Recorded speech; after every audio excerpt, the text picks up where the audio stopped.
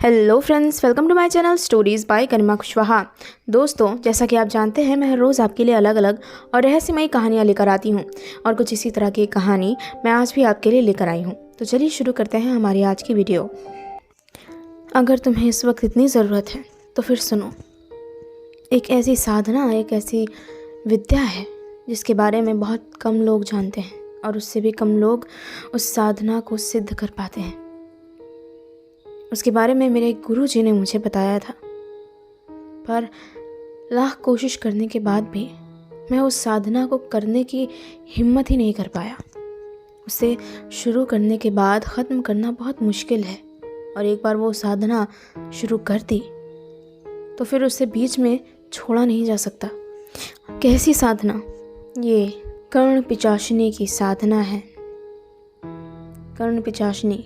अगर तुमने अपनी साधना से उसे खुश कर दिया, उसे तुम्हारी साधना पर विश्वास हुआ, तुम उसे संतुष्ट कर पाए तो फिर वो तुम्हारी मदद करेगी, चाहे तुम पर कैसी भी मुसीबत हो उसे दूर करने में। पर इतना याद रखो, ये साधना करना बहुत मुश्किल है, खुद अपनी मौत बुलाने जैसा। पर यह साधना करनी कैसी होगी गुरुजी? ये साधना करना बहुत मुश्किल है। ये साधना 21 दिनों तक लगातार करनी होगी तुम्हें। और एक बार जब तुमने ये साधना शुरू कर दी, तुम किसी भी हालत में इसे छोड़ नहीं सकते। अगर तुमने ऐसा किया तो मान के चलो तुम्हारी मौत पक्की है। तुम्हारे साथ कुछ ना कुछ बहुत बुरा होगा। पर मुझे करना क्या होगा? इस साधना की शुरुआत में तुम्हें एक पैर पर पूरी रात खड़े होकर योग साधना करनी होगी। कर्ण पिशाचिनी पर ध्यान लगाना होगा। मेरे पास कुछ मंत्र हैं जो मेरे गुरुजी ने मुझे दिए थे और अब वो मंत्र मैं तुम्हें दूंगा। और फिर भी कुछ भी करने से पहले एक बार ज़रूर सोच लेना। हाँ, पर अभी तक तो ये इतना मुश्किल नहीं लग रहा है जितना आपने मुझे कहा। तो तुम्हें ये लग रहा है कि ये बहुत आसान है?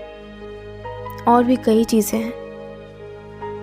पूरी रात एक पैर पर खड़े रहकर साधना करना शायद तुम्हें मुश्किल ना लगा हो, पर इन 21 दिनों के बीच तुम कुछ खा पी नहीं सकते। और जब तुम ये साधना शुरू करते हो तो इसके बाद बहुत सी बुरी शक्तियाँ तुम्हें बीच में रोकने का या तुम्हारी साधना को भंग करने का प्रयास करती रहेंगी। पर अगर तुम्हारी इच्छा शक्ति दृढ़ है तो वो कभी कामयाब नहीं हो पाएंगी। पर फिर भी तुम मुझे बहुत नेक इंसान लगते हो, इसलिए तुम्हें एक चेतावनी दे रहा हूँ। एक बार इसे शुरू कर दिया तो तुम रोक नहीं पाओगे, और अगर ऐसा करने की कोशिश की तो उसका परिणाम तुम्हें भुगतना पड़ेगा। इसलिए सोच लो। अगर इसके बाद भी तुम ये करना चाहो तो मैं इसी जंगल में रहता हूँ। अगर तुम मुझे ढूंढोगे तो पालोगे। ठीक है गुरुजी। फिलहाल रात बहुत हो गई है, मैं भी वापस जा रहा हूँ। तुम्हें भी तुम्हारे घर जाना चाहिए। जी हाँ गुरुजी, मैं वापस जा रहा हूँ। पूरे रास्ते शिव नारायण ये सोचता रहा कि अब उसे आगे क्या करना चाहिए। बात सच थी। उसने ध्यान लगाकर सोचा तो रात भर एक पांव पर खड़े होकर साधना करना भी कोई आसान काम नहीं है। उसने कुछ देर तक एक पांव पर खड़ा रहने की कोशिश की, पर कुछ ही मिनटों बाद उसने हार मान ली। और पूरी रात इस तरह खड़े होना और उसके बाद भी किसी चीज़ पर ध्यान केंद्रित कर पाना तो बहुत नामुमकिन सी चीज़ थी।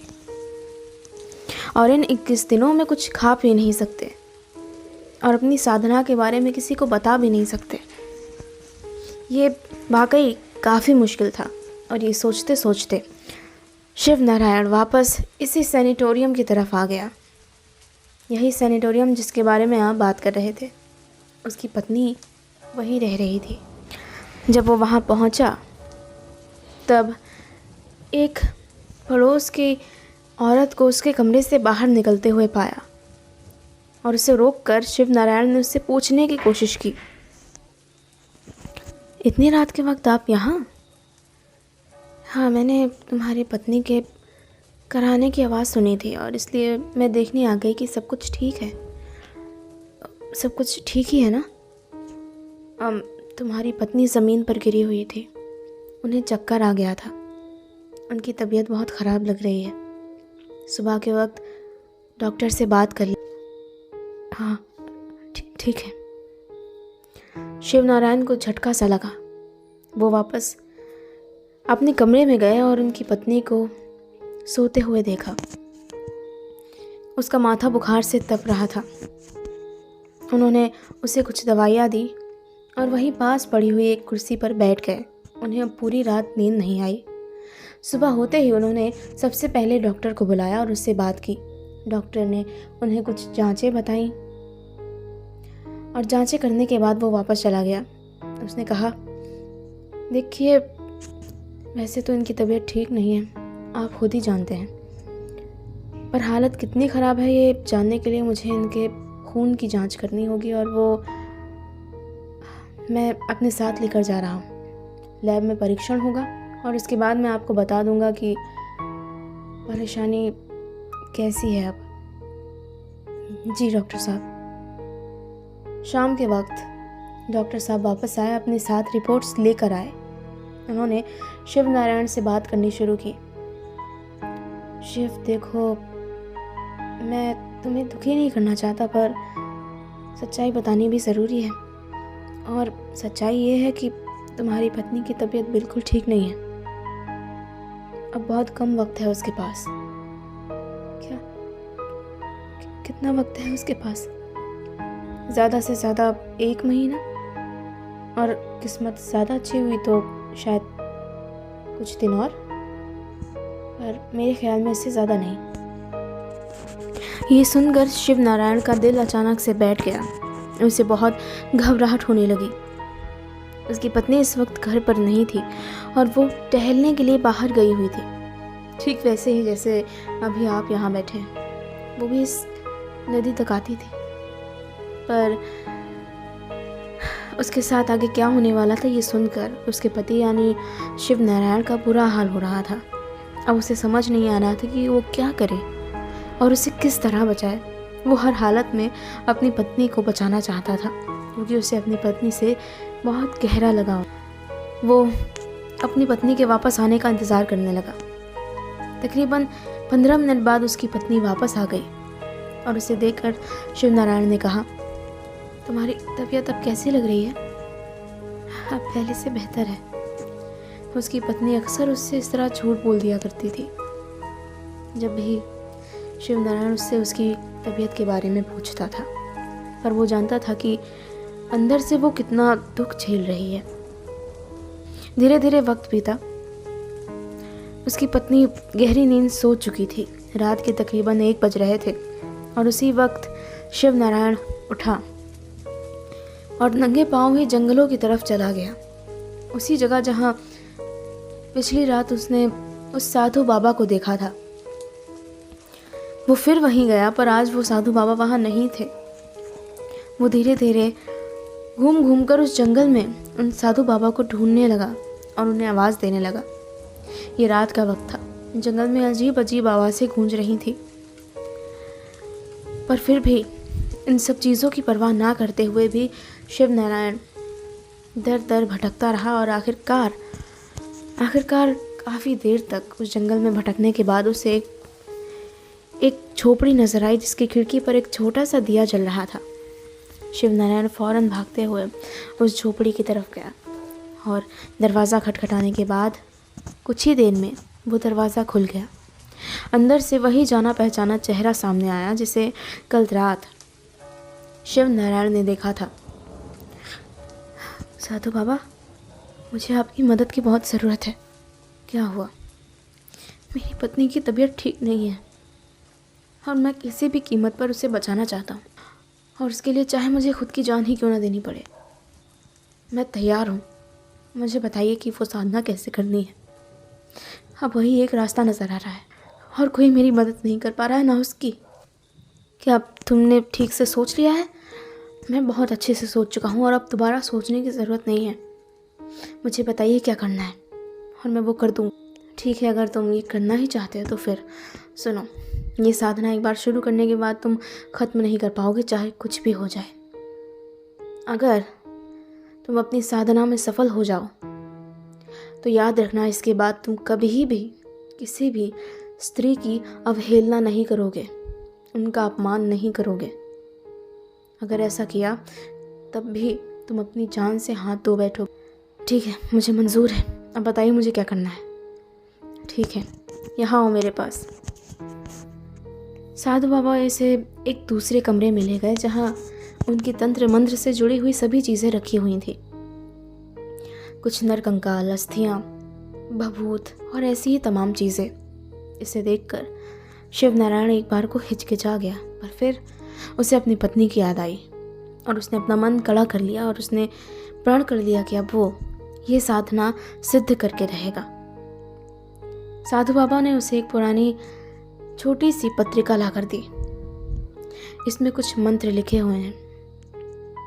वो मंत्र तुम्हें पढ़ने होंगे और अपना ध्यान सिर्फ और सिर्फ कर्ण पिशाचिनी पर केंद्रित करना होगा। किसी भी हालत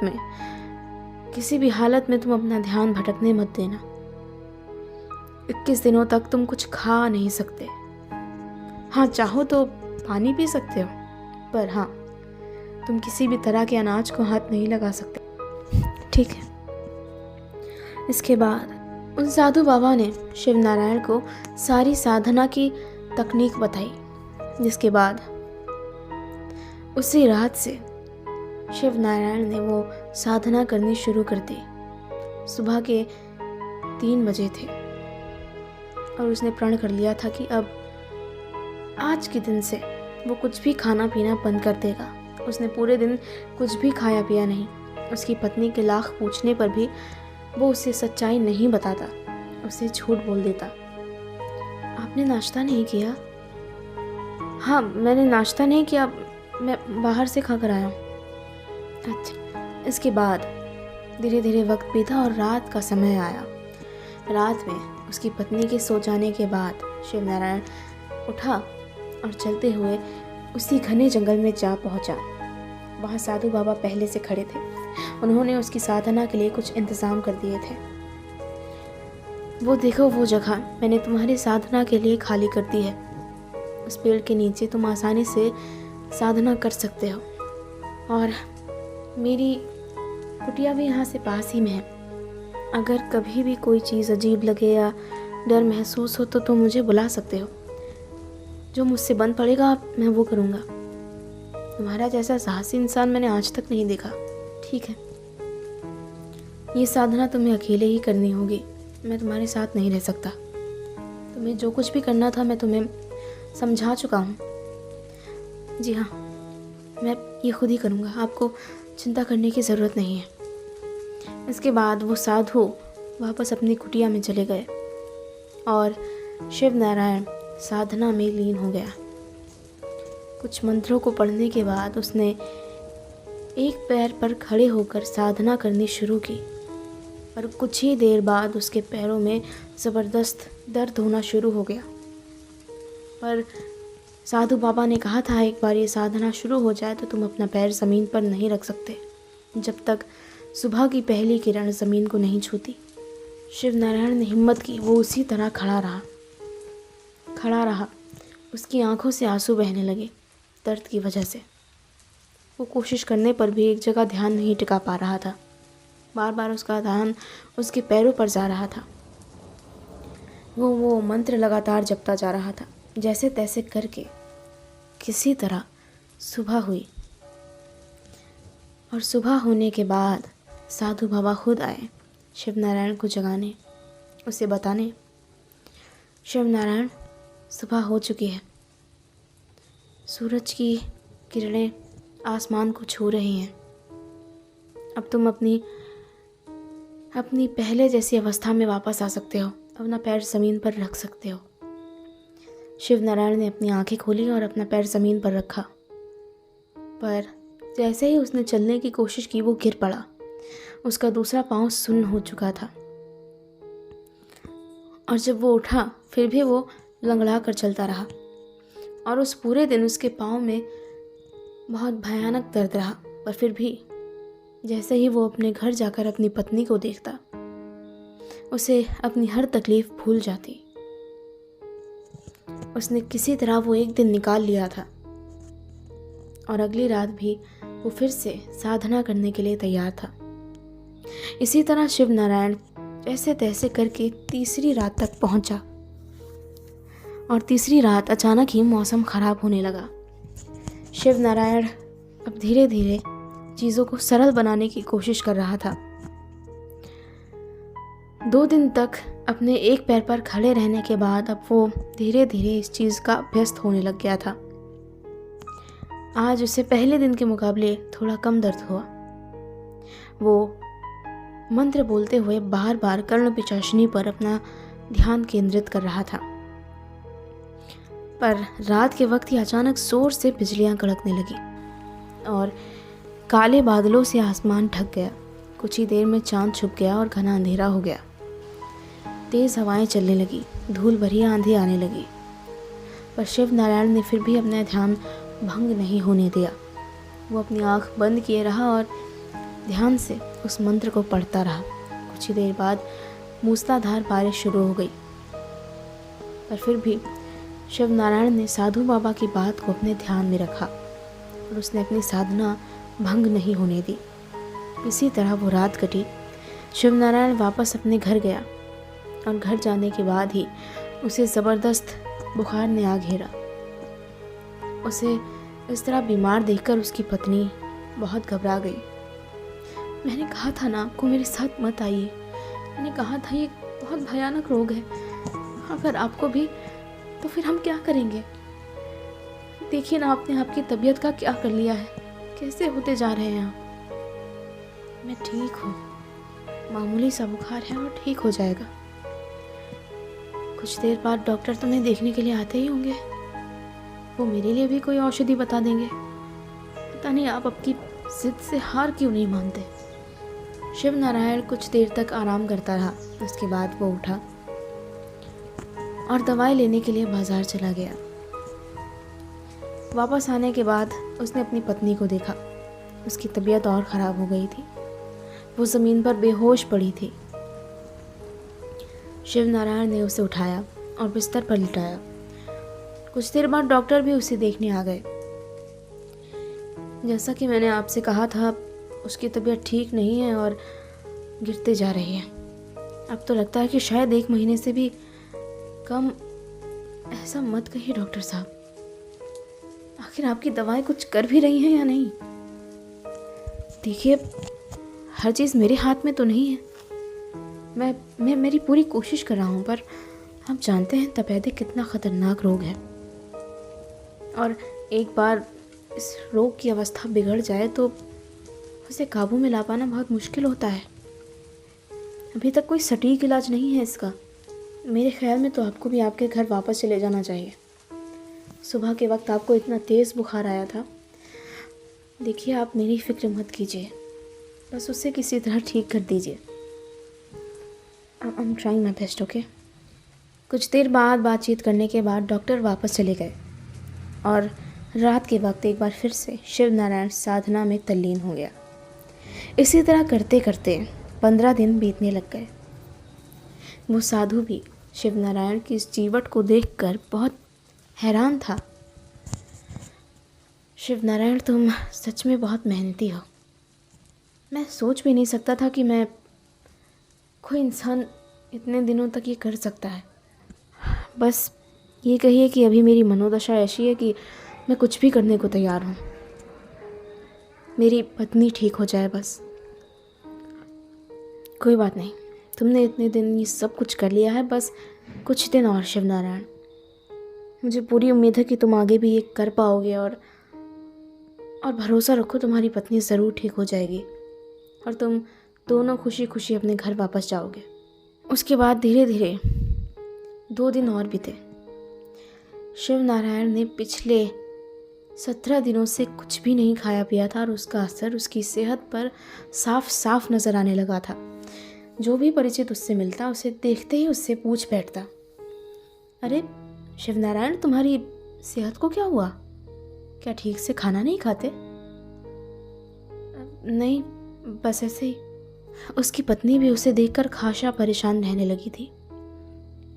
आपको क्या होता जा रहा है? क्यों मेरे चक्कर में यहाँ बैठे हुए हैं? मुझे तो जाना ही है, आप मुझे रोक नहीं सकते, पर खुद पर तो ध्यान दीजिए। कैसे हो गए हैं आप? मैं बिल्कुल ठीक हूँ रक्तांबरी, और मेरा वादा है तुमसे, तुम कहीं नहीं जाओगी।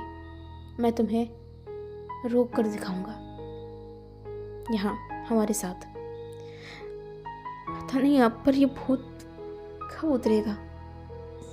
कहते हुए रक्तांबरी वापस अपने बिस्तर पर जाकर लेट गई। शिवनारायण उसी कुर्सी पर बैठे हुए थे और अखबार पढ़ रहे थे। जैसे तैसे कर 20 दिन बीते, अब ये आखिरी रात थी। शिवनारायण, तुम सफलता के बहुत करीब हो। मेरा यकीन मानो, मुझे तो विश्वास ही नहीं हो रहा कि तुम ये कर पाए। पर तुम्हें हर रोज़ यहाँ आते हुए मैं खुद देखता हूँ, और तुमने कोई गलती नहीं है। इस बात का प्रत्यक्ष प्रमाण है तुम्हारा जीवित होना। अगर तुमने कोई गलती की होती तो तुम मेरे सामने ही नहीं होते। अब बस आज की रात सबसे मुश्किल रात होने वाली है। इस आखिरी रात सारी शैतानी शक्तियाँ तुम्हें तुम्हारी साधना से भंग करने की पूरी कोशिश करेंगी, पर किसी भी कीमत पर अपनी साधना भंग मत होने देना। रात शुरू हो चुकी थी। साधु बाबा ने शिवनारायण को एक आखिरी चेतावनी दी। शिवनारायण, याद रखना, कर्ण पिशाचनी जब भी यहाँ मौजूद होगी तुम उसे महसूस कर पाओगे। सच कह रहा हूँ। पर उसके अलावा अगर तुम्हें किसी भी स्त्री की आवाज़ सुनाई पड़े, याद रखना, किसी भी स्त्री की, भले ही तुम उसे जानते हो, उसे पहचानते हो या ना भी पहचानते हो, तुम उसका जवाब मत देना, ना ही अपनी आंखें खोलना। हो सकता है कि वो तुम्हें कर्ण पिशाचनी के नाम से ही भ्रमित करे, या शायद तुम्हारी पत्नी, या तुम्हारी माँ, या शायद तुम्हारी बहन, ऐसे किसी परिचित की आवाज़ में। शैतानी शक्तियाँ ऐसी ही होती हैं। तो अपनी आंखें मत खोलना, मेरी बात ध्यान से सुनना। किसी भी हालत में तुम्हारी आंखें खुलनी नहीं चाहिए। जी हाँ, मैं ध्यान रखूँगा। इसके बाद साधु बाबा हर रोज़ की तरह वापस अपनी कुटिया में चले गए और शिवनारायण फिर से एक बार साधना में तल्लीन हो गया। तो दोस्तों, इसी के साथ ख़त्म होती है मेरी आज की वीडियो। मेरी आज की वीडियो आपको कैसी लगी ये मुझे कमेंट बॉक्स में कमेंट करके ज़रूर बताइएगा। साथ ही साथ चैनल पर नए हैं तो इसे लाइक, शेयर और सब्सक्राइब ज़रूर कर लीजिएगा। Thank you.